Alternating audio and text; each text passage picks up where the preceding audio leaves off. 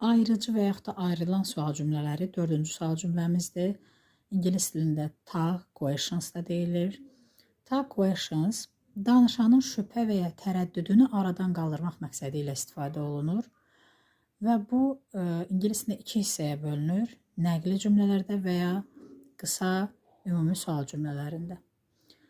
Birinci baxacağıq. Əgər cümlədə birinci hissə təsdiqdədirsə, mütləq ikinci hissə inkarda olur. Və ya əksinə, birinci hissə inkardadırsa, ikinci hissə mütləq təsdiqdə olur.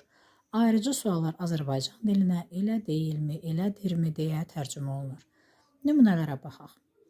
Birinci hissəni təsdiqdə, ikinci hissəni inkarda götürəcəyik. She knows English, doesn't she?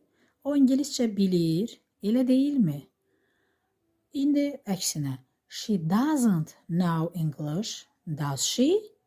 O ingiliscə bilmir, elədirmi? Biz burada fikir verəcəyik ki, birinci hissə, üzr istəyirəm, ekrandan yaxınlaşdırdım əlimi.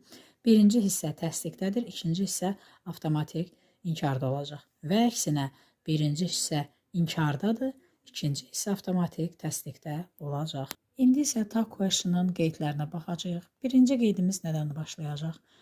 Əgər cümlə feillə başlayırsa, cümlə əmr cümləsindədir. Yəni, əmr cümlələrinin tag question'ı bu qayda ilə düzəlir. Will you? Məsələn, open the door, will you? Qapını aç. Yaxşı. Yəni, sən birinə sual verirsən, deyirsən qapını aç və təsdiqini gözləyirsən ondan. Deyirsən, yaxşı. Don't open the door.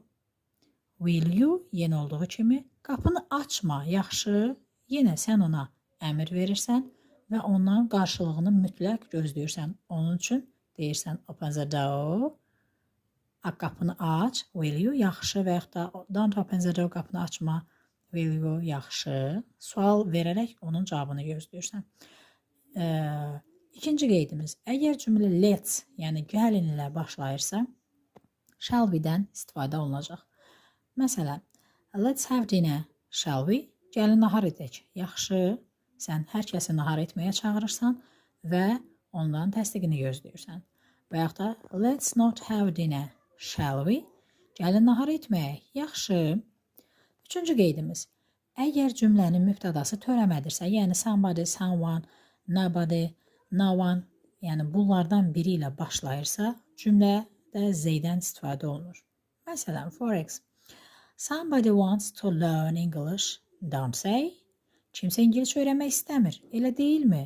Yəni, məsəl üçün,